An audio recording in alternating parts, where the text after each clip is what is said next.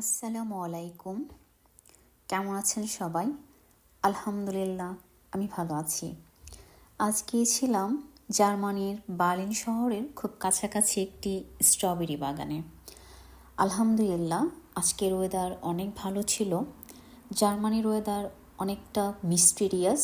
একবার বৃষ্টি, তো একবার রোদ, একবার ঠান্ডা, তো আরেকবার গরম।